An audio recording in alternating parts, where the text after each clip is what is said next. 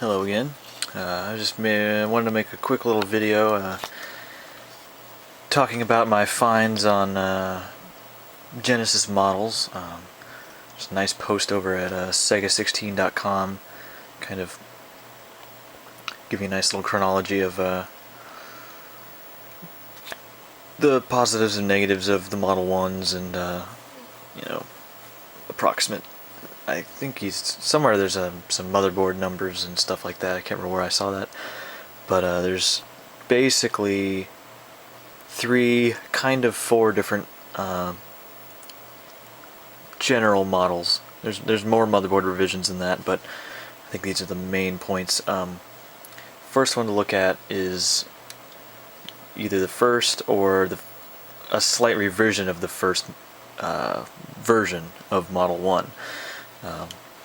Obviously it says high definition graphics across the top. The logo, which you probably can't see in the video, there we go, it's actually white and gray. It's two different shades. Those are basically the easiest way to recognize these. Now the slightly older one has a license check protection taken out, or not taken out, but it just wasn't there yet, and that version is the only one that can place a few play some unlicensed games that came out, and then I think all of mine are the slight revision of that one, where when you boot it on, when you boot it with a game in it, brings up a little like, this game is licensed by Sega, white text on a black screen. So I think the only way to check between those two kind of sub-revisions are basically booting it with a game in it. But I think hardware-wise, audio quality-wise, they should be basically the same. Supposedly have the best audio, although I haven't tested it out myself. As well, these are the only ones with this extension port. These being the high definition graphic models. So the second one is like this.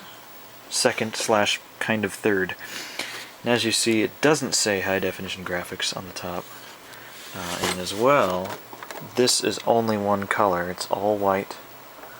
There's no gray in the logo. I know that's blurry, but you can see that it's only one shade. Let's see. One thing I forgot to mention, there's a couple different LED bezels here. Both of these have a little black ring around the LED. And I think I don't know how that actually works, but anyway, I'll show you on the third one a little difference there. This one, it has this blank spot where the port would normally go, and on the inside it actually has solder pads for that port. I'm not sure if it has the actual circuitry for that or not. I haven't figured that out yet, but nor will I really care that much. But this one supposedly has pretty good sound. Nothing you'd complain about, at least. Obviously, if you want that extension port for whatever reason, don't get one of these. I don't even know what that's for. But anyway, third / fourth looks exactly the same. Does not say high definition graphics. Has the same monochromatic, one shade, just white logo. This one, if you see the LED, which will not focus that close, it's around the LED, it's red. This whole bar is red. There's no little black circle there, whereas on the old one has that black circle there. This one supposedly has not very good audio. I think I'm gonna have to do a test between the three once I get one of each working, and I can just plug them all into my AV switcher and hit the buttons Maybe I can find like 3 copies of Sonic or something to boot up simultaneously. I don't know. But on this one, this blank spot is on the other side. So normally the extension port would be right here, but they actually completely removed that capability, or that spot. So the motherboard in this is completely different than that one, because all this stuff is moved over. I wish I could open them up. Well, I could open them up, but that would take too much time. So, no extension port, poor audio. LED has no ring around it. This one you can't open it. I need to check on this one, the second, pretty good without that high definition graphics logo. I need to see what it has, but this one actually has a heatsink on a single voltage regulator. Let's see if I can get that. And that heatsink obviously protrudes from this, whereas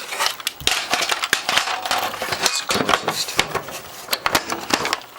on the original one. I think I've got one of them open. Here we go. This is my rusty one. It doesn't have that heatsink there. It actually just has this sheet of aluminum, which I think I might have mentioned in my previous video. Can't remember. Just has this sheet of aluminum, which goes over here, folds up, folds over, so it's actually under this as well. And then it's also the screws into that. There's a hole there, but it's not threaded actually. So that's an easy way to spot the differences in motherboards, but I guess that's about it. Thought I'd have more to say here, but anyway, that's, as far as I'm concerned, the difference between the two models. I'll probably link up, if I can remember, that the source of my information over at Sega16.com. But hey, nothing like answering your own question. I kind of feel bad for asking it, but till next time, I'll keep you updated on these Genesis. I'll definitely be working on them during most of my free time, so yeah, thanks for watching.